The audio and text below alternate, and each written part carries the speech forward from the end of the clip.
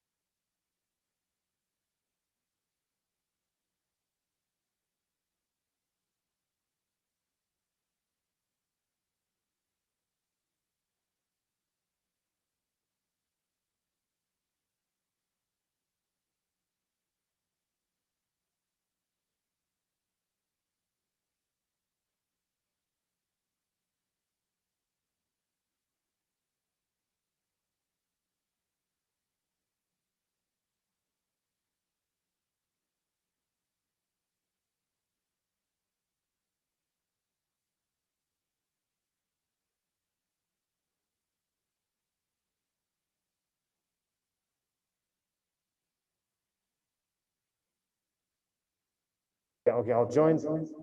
Okay, I'll join.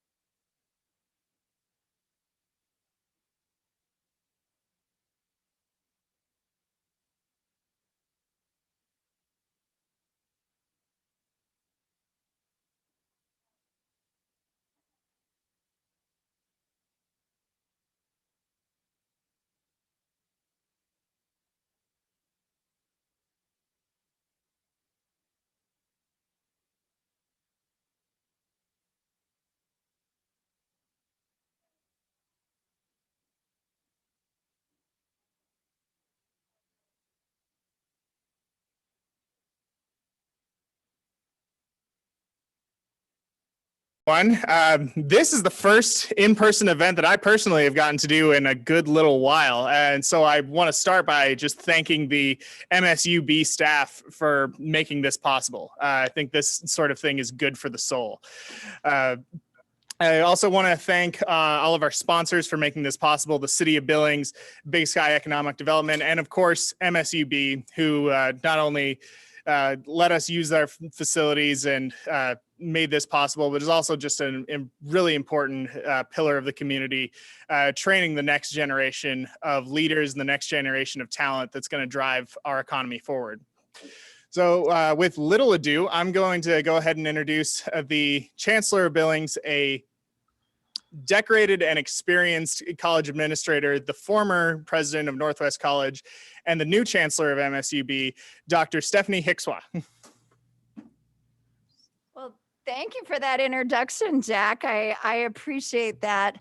I want to welcome everybody who's in person behind me, and welcome those of you from Billings who have joined us, and thank the legislators for being a part of this today. It's very important for us to know what is going on in Helena, and those of us who are kind of into this policy stuff and legislative stuff, it's hard not to be in Helena with you. And so we are thrilled to be able to have you here in person.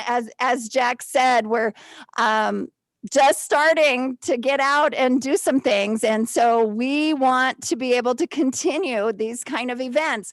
But what it means is that we have to follow those COVID safety protocols. So for the people in the room who are eating lunch, what we ask is that you eat social distance, and then once you're finished eating, please put your mask back on, and just enjoy the time that we have. So I will turn it back over to Dan Brooks, and he will take it from there. Thank you, Dan. All right, thank you, Dr. Hickswa. We'll now go into our time letting legislators talk about things that are coming up, things that they're working on, issues that we may want to pay attention to here in the next week or two. So we'll do that for about the next half hour, and then the last half hour that we've got, we'll open it up for some Q&A. So think of those questions as we're getting some background here from our legislators. With that, I'll just go on down the line. We'll start with Senator Tom McGilvray. Thank you, Daniel. Yeah, Tom McGilvray here representing Senate District 23, which is the kind of west side of Billings around Zimmerman Trail going up through the west side of the Heights. So actually the Senate is kind of slow right now. Not a lot of bills coming out. The House is, I think, got a lot of bills coming our way, but we'll be dealing with those later before transmittal. But just FYI for Billings folks, particularly taxpayers out there, I do have a bill of interest for Billings that deals with special districts, which in our situation would be Park District 1. And the bill simply has the ability to kind of close some of the loopholes that we've seen some special districts around the state start with low through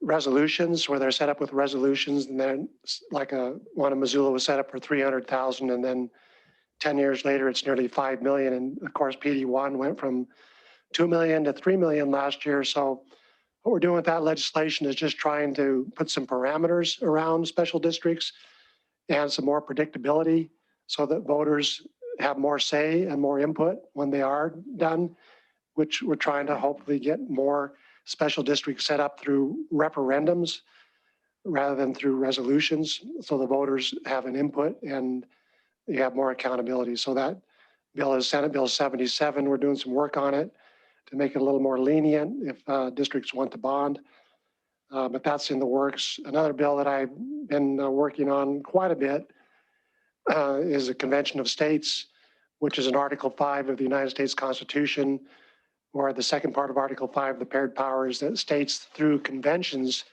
can propose amendments to the Constitution of the United States on particular subjects. So the subject matter of that resolution, actually it's a Senate joint resolution that goes to Congress if it passes, and it simply addresses subjects like imposing fiscal restraints on the federal government, limiting the power and jurisdiction of the federal government, and imposing term limits on officials and members of Congress. So this is a very important piece of legislation. As you know, we have approaching $30 trillion of federal debt. The last administration in 4 years doubled the spending of the previous one that over 8 years. So the spending continues to accelerate. If you go to the debt clock, you'll see that we are looking at a $40 trillion debt in 2025 if we just don't restrain ourselves. So this has an opportunity to restrain federal spending and restrain federal overreach. For example, you just saw that the president instituted an executive order which would shut down the Keystone Pipeline. So we're just concerned about the federal government and overreach, and that's what we're trying to accomplish with that SJ2. Thank you. Thank you, Senator. Next down the line, we've got former City Councilman, now Representative Larry Brewster.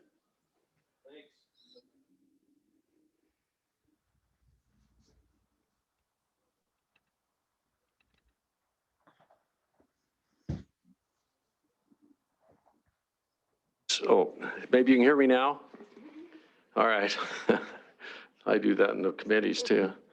Anyways, Larry Brewster, I represent House District 44, which is the middle of the Heights from Main Street West.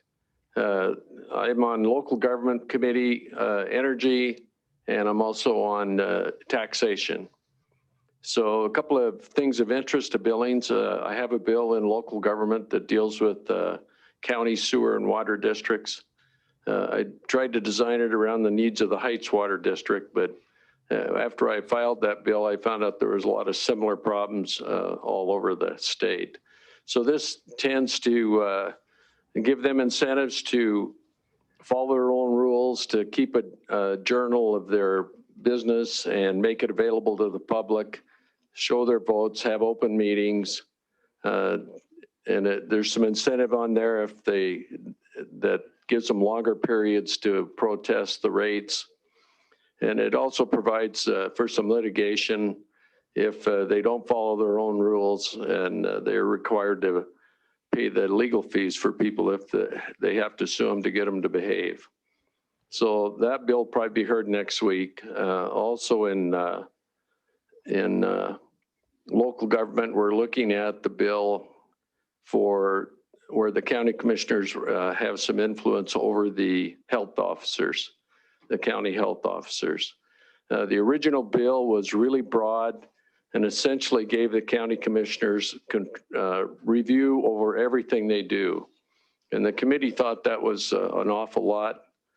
Would really impede the work they were doing.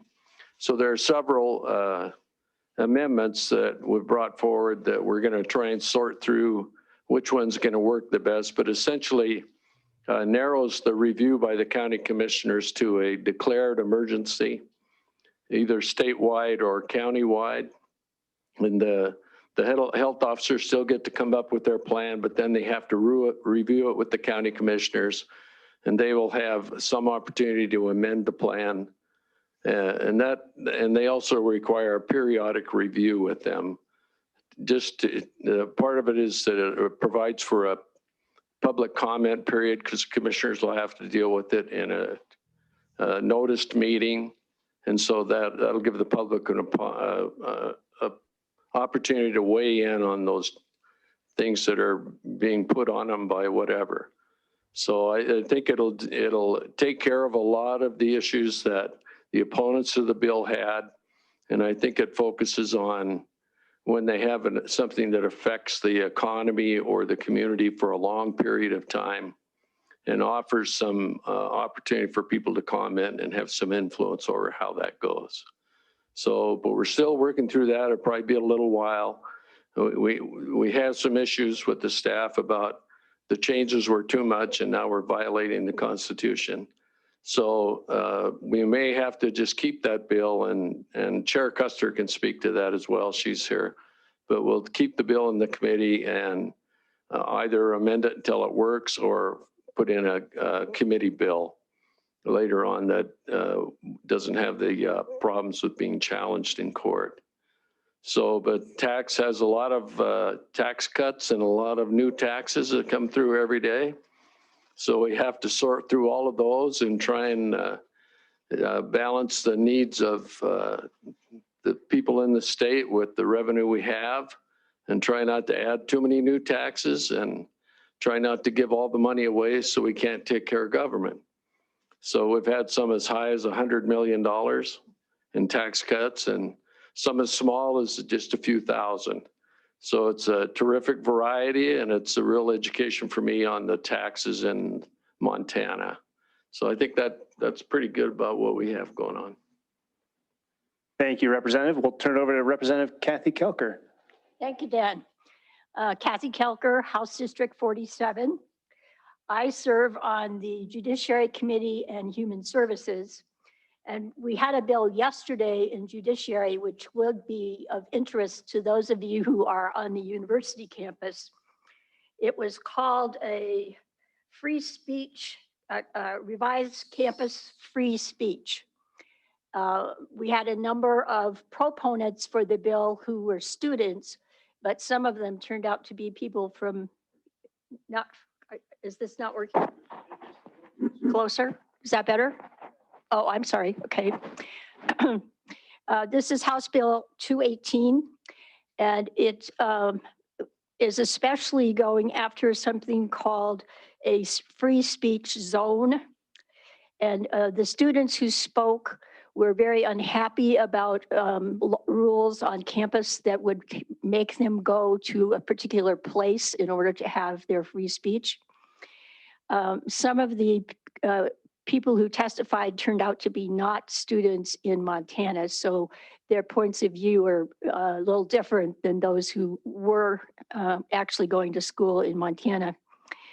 The opponents of the bill were, of course, the people who are in charge of the campuses, and they did a very good job of explaining what their policies are under the federal First Amendment in the Constitution, and they don't have free speech zones. Apparently, that's something of the past, and they're not doing that anymore. But those of you who are interested in free speech and or the campus life might want to get into the particulars of this bill, though we haven't taken a vote on it yet, and it probably won't happen until next Monday. I would suggest that you take a look and see and give us feedback if how you think we should be voting. The Judiciary Committee also has had votes or bills that have to do with the health boards, and we're just starting down that road. We have had two of those bills we heard today, and there were a number of things that could be not unconstitutional. So we have asked for a legal note to help us with that piece. Obviously, this whole concept of the health board and what's happened during the pandemic and the rules and guidelines that have been made by the health boards. And so we're probably going to have to look at getting a conference together on several bills and see if we can make them work for the good of us all. I'm also on Human Services, and I would say we are in a very strange situation. That's usually a very busy committee, and we have had very, very few bills. Thank you, Representative. And I apologize, this was my fault. I directed some of our legislators to sit in the wrong corner for the camera view, but we've got a few others here. Absolutely. We'll go with Representative Terry Moore. Thank you, Daniel. Representative Terry Moore from House District 54, West Billings.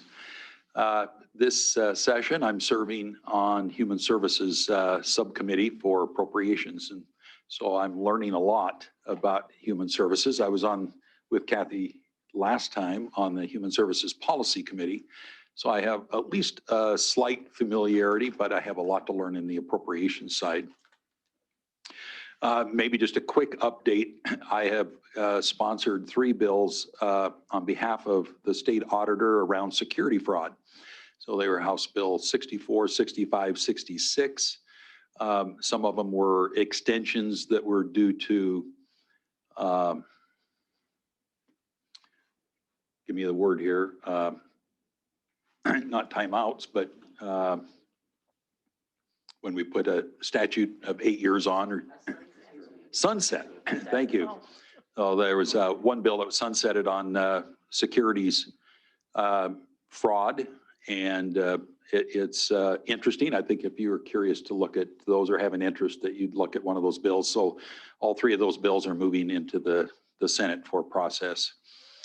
One area that rarely comes up in a conversation from constituents or from folks in media or anywhere is around pensions.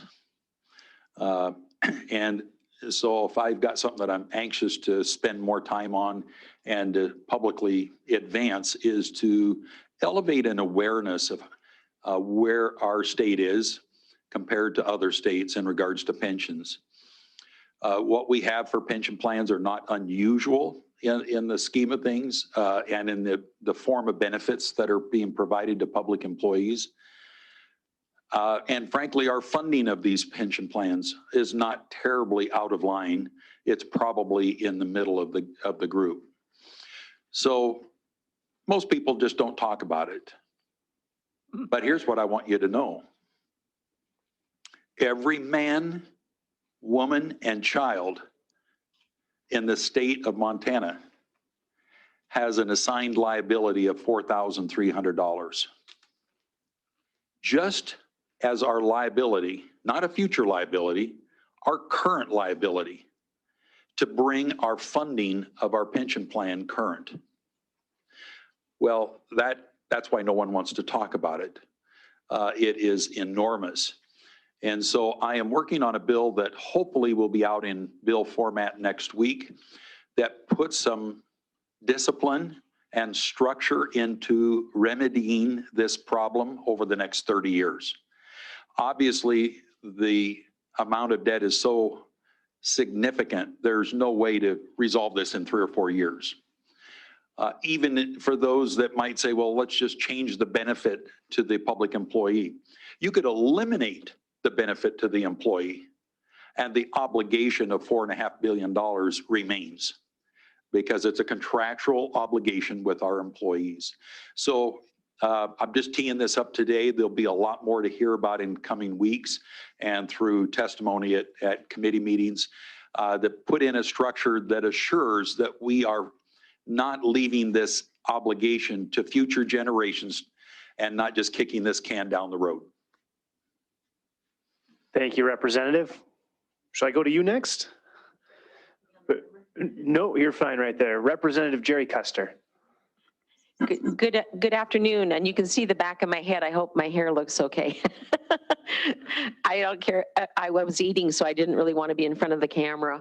I'm on 3 committees, the same ones I've been on for the past 2 sessions. I'm on the State Administration and Veterans Affairs, Energy, and Local Government. And energy's been incredibly slow. We did pass one bill that might be of interest. I don't know if there's any of the cooperative telephone or electric cooperatives, but we are going to, if we can get it through, we're going to allow them to have change their bylaws if they want to and have meetings online or possibly voting through Zoom or even by mail ballot if they don't already have that in their bylaws, because that's what a lot of nonprofit corporations do. So that might help them. As the good representative Brewster mentioned, he's on local government, and we've had the good public health, and we've had a few zoning, one zoning bill. We're going to have, I think, some more things coming through on that, and so they're moving along. We had the fire bill that was it's an interim committee bill that there's been a lot of talk back and forth on it. There's a lot of people that don't understand it. It's just a mechanism to allow different types of departments to join together if they so choose. And there's a planning board for that. And then each individual district would vote on whether they would want to do that or not. We don't think there's anybody lined up, but they did that. It was it was a follow-up of the bill that when they let the Belgrade join with the local Valley Fire District. So that's in the works. It's not past the committee yet because there's still a lot of consternation with the fund the DNRC charges of the forest lands. And of course, in the western part of the state, some of those fire districts have forest lands in them. And from state administration, we've seen a lot of election bills. I think the bill's going to be acted on either tomorrow or Monday to change voter registration back to Friday. And I know we voted on that, so that's an issue for me, but it's an issue that I believe leadership wants and the Republican Party wants, so it's probably going to fly. So even though I'm going to be a no vote because I believe Representative Jeff Essman and I wrote the stuff on the LR 126. I'll be a no just because I was shown by 50,000 votes that wasn't popular. So I'll be a no, but I think it'll come out and the rest of it'll probably pass through. What else? I think, and some of the bills I carried a bill with, was a committee bill as well with, and I'll thank the good Representative Moore, who's now on Finance and Claims, and I think that's a good fit for him. He amended the bill to make it palatable so that they weren't charging less interest than what they would be making if they invested the money elsewhere, and it's for affordable housing. So hopefully we can get that through because there is a huge need in all the communities it's getting more, and then there's not enough money. So it's at 15 more million to the housing for affordable housing. So hopefully that will keep going. We have it up in the Senate next week. And other than that, I guess I'll pass it on to Representative Mercer. Thank you, Representative Custer. And I'm Bill Mercer, House District 46, Northwest Billings. And like Representative Moore, I'm on the Appropriations Committee. He's on the public health side. I'm on the criminal justice, courts, Department of Justice, courts, and corrections. And of that budget, that group, corrections, is the one where we have the most money at play. And I think from an operations standpoint, the place where, as we're having our hearings, we're spending most of our time in terms of oversight with respect to corrections. We also have the public defender. And so when I say we're having hearings, we're at the stage of the process where the appropriation subcommittees are hearing from all the agencies and taking public comment about how people are perceiving these agencies, what their needs are in terms of budget, and how they might be more effective. And we'll continue down that path probably for roughly another 3 weeks, and then we'll be making our recommendations, and that will lead to the budget bill that will go to the full Appropriations Committee, and then eventually whatever the House Appropriations Committee decides will get voted out, and all members of the House will hear that bill on the floor. So we're still early, but we've already completed our hearings for the Public Service Commission, the Office of Public Defender, and we're at least halfway through both corrections and the courts. So we're making some pretty good progress there. In some ways, I think the session seems slow. It's a very different feel here because of the virus. There are a number of people that are participating remotely, and the halls are not very full. And so it's a very different feeling session. I think in terms of assembly line, we are seeing fewer bills than some of us would like, but that is beginning to pick up. And we're getting into bills now that I think are, if you look at the vote counts, you'd see a lot of votes that were 100 to nothing, 95 to 5, 98 to 2 on the House side. That's going to start to change. We'll start seeing a lot closer votes, I think, on some things. I've got a DUI bill that is a retread bill from the last session. It was vetoed by the governor. I've got that going, and it's been heard in House Judiciary. I've got another bill to try to fix a decision of the Montana Supreme Court dealing with the authority of local governments to detain illegal aliens. And the bill actually creates a duty on the part of local government to detain illegal aliens pursuant to an order from the Immigrations and Customs Enforcement Authority. That bill was heard yesterday in Judiciary. And I'm hoping to revive a bill to expand the cohort of mandatory reporters of child abuse. The bill got tabled in the Judiciary Committee. I'm hoping that we can get it off the operating table. I hope the patient's not dead, but we're going to try to revive the patient with some amendments. A couple of themes, maybe one theme, one substantive area. On themes, I would say that you've heard a lot about the local public health officer and just in general what we are likely to do in some form to restrict the unreviewable authority of decisions of county public health boards and public health officers. There's sort of another area that isn't the same and is going to be more, I think, in the state administration side than the local government side, and that is sort of how much authority do we want the executive to have? And that's going to manifest itself on everything from administrative rulemaking to what sort of authority should the executive have in an emergency. And we heard our first bill yesterday in the House dealing with how much authority should the executive, unfettered authority, should the executive have with respect to money that comes in from the federal government. And I think these are important bills because we've just come out of a situation where we all have views on how the executive exercised authority. And I'm hoping these debates can continue to sort of be neutral in terms of who the executive is. The question isn't who the governor is. The question is, how much authority should Governor X, whoever that might be, have? And so that's, there are going to be a series of bills in that area, and that makes for some really interesting debate because it's separation of powers, and it feels almost like we're in kind of a constitutional law, political science class as part of those debates. And then I'll just say I totally agree with what Representative Moore said on pensions.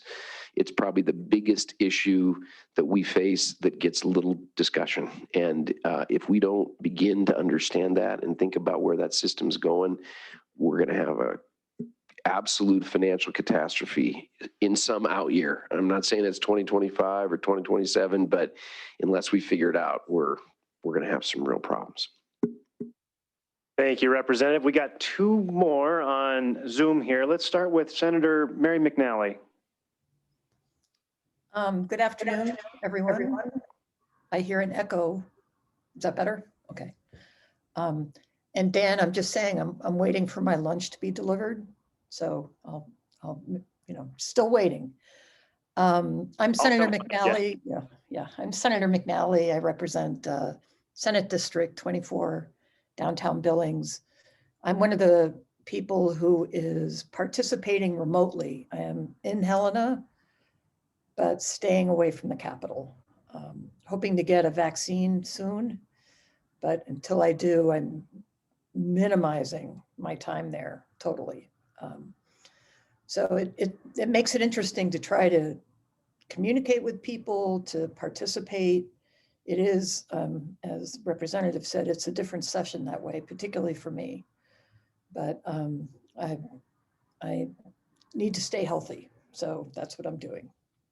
And it looks like part of this is coming from someplace in McDonald Hall, so that's good to see. That's my old turf. I'm on a couple of committees. The one that's taking the most time is I'm on the Finance and Claims Committee, and particularly on Section B, and that is Department of Health and Human Services. And that's the big ticket item in the state budget. And as someone has already noted, it's incredibly complex. We meet every morning starting at 8, and we're going through every department and every program. And as people may have heard, our leadership has taken the unusual step of rolling back the starting point to be talking about building a budget to 2019 levels. So that we're the only section of the budget that is doing that. And it has caused some consternation. It rolls it back about $1 billion over the biennium. So we will certainly be adding money back in. So, people got very panicked, but we will, it's not something I supported, but we will be adding money back in, but it's very hard to figure out exactly how it will happen, but we haven't gotten there yet. And we are still looking at projected budgets that are based on, from the department, that are based on the new governor's budget. And so trying to reconcile that with 2019 for me has been quite challenging. We haven't gotten there yet. But so that's a important committee and very time consuming, and I'm happy to be on it. I'm also on the policy side of that. So I'm on the policy committee for public health as well. I'm on energy, and so far there haven't been a lot of bills. We are starting to see more. I've been carrying a lot of committee bills, and those have gone well. The one that's coming up next week, and I've contacted some people in Billings about it, is a bill, a CPACE bill that stands for Commercial Property Assessed Capital Expenditures. And it's a bill that allows for public-private financing for commercial property owners to make energy investments, energy efficiency investments, and pay it back through savings, energy savings. And So no new taxes, nothing like that, just an opportunity if someone wants to make that investment. So I'm hoping it'll pass. I've tried it before, came one vote short 2 years ago. Would like to see that happen this year. And that's, I think that's all of it for now. So thanks, good to see you. Thank you, Senator, and we'll get our last legislator here, Senator Gross. Hey everyone, Senator Jen Gross, District 25 in Billings, so that's South Central Billings. Basically everything between Grand and Central from downtown to about the 2800 block and the South Side Triangle. So I have the Montana Women's Prison in my district, Passages, Pre-Release Center, the Ted Lechner Juvenile Justice Center, and a number of other service organizations in town. This is my third session and serving again on the same three committees: Judiciary, Health and Human, or Public Health, Welfare and Safety is what we call it in the Senate, and Transportation. I am working on a couple of bills pertaining to youth homelessness, and those come from the State Tribal Relations Interim Committee. One bill made it through the Senate last Friday unanimously on every single vote. And that bill just clarifies an existing statute, which allows minors to enter into contracts for things necessary for survival. And we've clarified that to make sure that it includes housing. Because right now a landlord can rent to a minor under 18, but since housing isn't explicit in the statute, some landlords are hesitant to enter into those agreements because a minor could just walk away and say, you know, I'm a minor, I'm not legally bound to this contract or the lease agreement. So we're changing the statute to make sure that housing is explicit, and so this will help. There are a lot of young folks in Montana who are working, going to school. They have a steady stream of income and they can pay their rent. Many are single parents. And I'd like to thank Senator McGilvery for supporting the bill on the Senate floor, because this is a win-win. It's good for youth who are experiencing hardships for whatever reason, cannot be in their homes. And it's good for landlords also. It offers them some confidence and protection so that they are not left dangling with a lease agreement. Another bill was tabled, unfortunately, in the Senate Judiciary Committee, and that one would have allowed minors to consent to emergency shelter services, like at Tumbleweed. Currently, Montana law requires parental consent for a minor to enter into a shelter. And we did a lot of work on this over the interim. We heard from the homeless liaison and coordinator at OPI. There were last year about over, I think, 726 youth who self-identified on the youth risk assessment survey that they do every 2 years. 726 kids in our public schools spent at least one night away from home. And I'm very happy OPI will be is working on modifying that survey questions so we can try and get at the reason why kids are not in their homes. And we heard a lot of information over the interim, so I am disappointed that that one did not get out of committee. It would have helped a lot of kids, I think, especially in Billings. You know, there are a lot of issues associated with why a child might be unable to stay at home. A lot of times the parents are off the map completely and they can't get consent. So that issue is there. We had the very much talked about and rather controversial House Bill 102, which allows permitless carry just about everywhere in the state. We had sort of a bit of a circus, I would say, an executive action this week where a lot of motions were made. A lot of amendments were brought to the Senate. The bill was really fast-tracked, and I felt a lot of those issues should have been worked out before it got to the Senate. We wound up passing the bill out of committee with one minor amendment at the request of the Yellowstone County Sheriff but it's been referred back to the Senate Judiciary Committee to do a bit more work on it. I've heard from tavern, restaurant owners, casino owners in Billings who are very much opposed to allowing guns in their establishments. One of the primary concerns is just that guns and alcohol do not mix. The county attorneys have asked for amendments. Banks have asked to be exempt from this.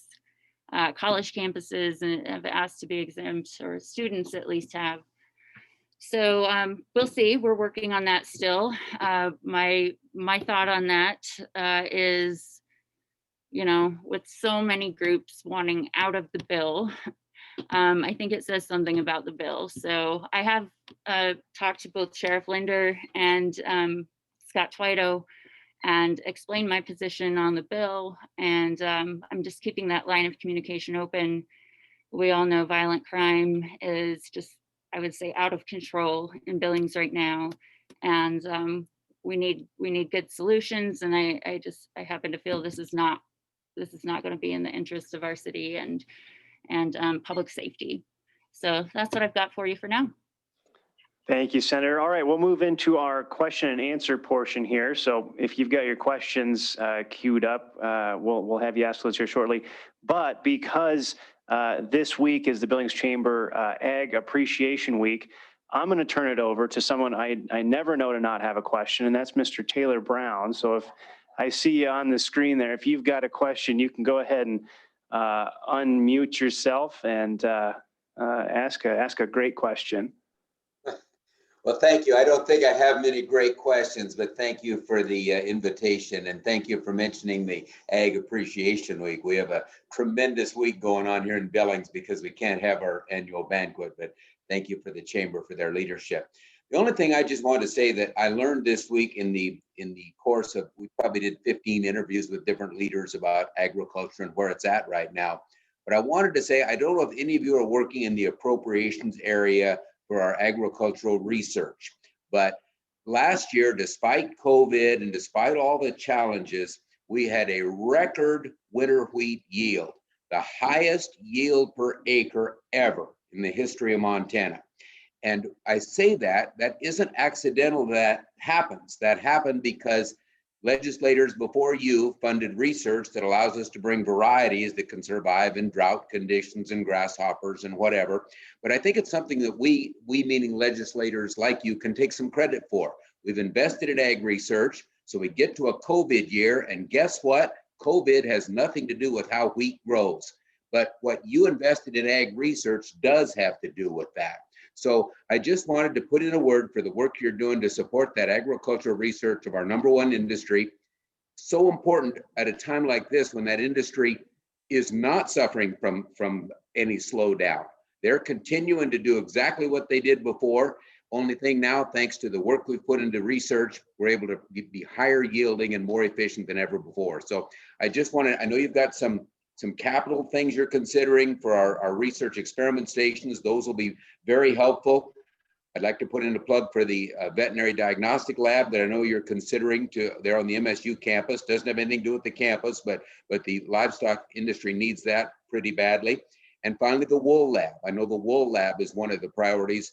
It's only one of 2 in the nation. And by the way, the sheep industry last week at the public auction yards, we quoted the highest lamb prices we've ever quoted in the history of Northern Ag Network. So things are going pretty well in agriculture right now. Thank you for your support of that.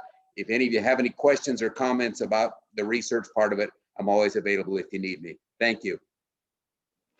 Thank you, Taylor. And I guess not a question, but if anybody has any additional information or insight and wants to address that, we can have that. Otherwise, do we have any more questions online or in person there at MSU Billings? Here at MSUB, we had one person indicate that they would like to ask a question, although I would like to say that if any of you here would like to change your mind, and I'll give you an opportunity to come up to the podium and go ahead and ask your question. But I know that we do have one from City Councilwoman Penny Ronning.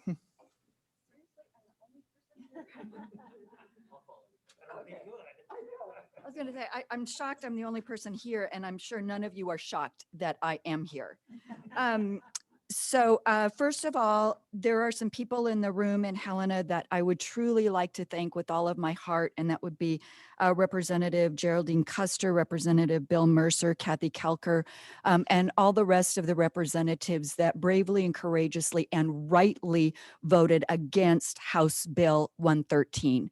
Thank you so much for doing the right thing in that vote. That was absolutely appropriate. You know, Senator McGilvery made a statement about government overreach. As a female, I'm very familiar with government overreach. The government has worked to control my reproductive rights my entire life and almost every other female reproductive right. So I fully understand government overreach, Senator McGilvery. So in regard to Senate Bill 77, I am here to strongly oppose that bill. So I saw that on that bill, there's no fiscal note.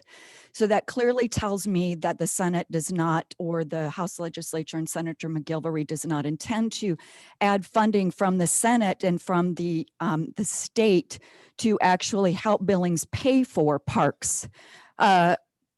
Former Councilman Brewster knows how hard it is to fund parks.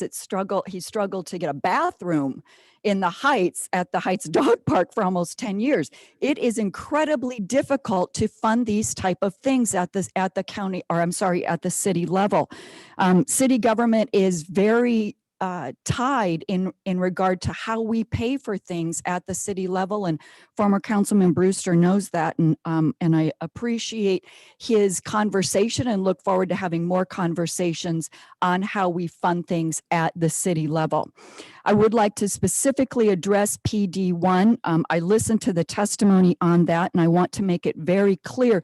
Some of us represent the exact same constituents. I represent many of the same constituents that Senator McGilvery represents. I want you to know, Senator McGilvery, that there was overwhelming support from the city of Billings and the city residents to raise PD1, and it has only been raised one time since its inception in 2013, and that raise came in 2020, this past year. It was overwhelming support. There was so much support for the raise in helping to pay for parks, because we do face a deficit in our general fund here in Billings, and that often is primarily because of what we have to pay for public safety.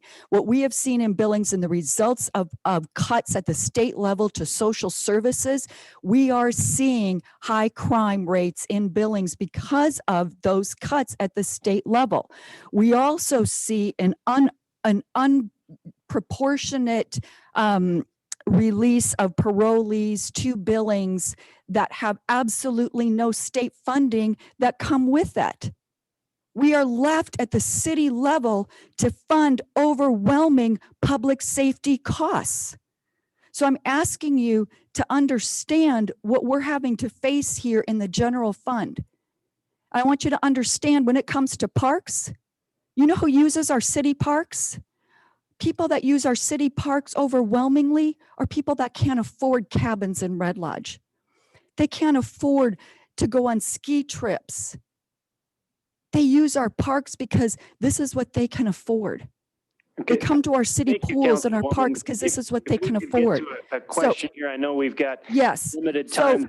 so my question- yeah. Get to the So- floor session. So, yeah, absolutely. And that's fine. And no one here said they were going to stand up. So I'm going to take the opportunity to do that, Dan, because we heard a lot from what is happening. But I guess the question is to Senator McGilvery, does he plan to add any funding to his bill to help the city pay for parks?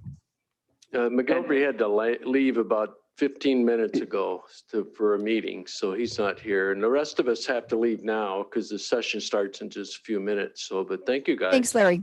Thanks, Larry. You bet. All right. Thank you. Thank you. All right, we've got legislators have to take off right now. I saw Steve Simonson had, you turned on your camera. Did you have a question? I'm happy to relay that over to our legislative delegation. Yeah, thanks, Tom, and I appreciate the area legislators coming on board. So part of the Montana Economic Developers Association and our local initiatives are supporting broadband, and we're just asking you guys to keep that on your radar screens, please, as you see initiatives come down the pike. We've got both access issues and speed, and even in Billings, it's an issue. So it's not just a rural versus urban thing, but please help us out with that, and I appreciate your time. Well, and Mr. And Steve, just to comment, I think you're also helping with the CPACE, so I appreciate that. Thank you. Yeah, thanks, Mary.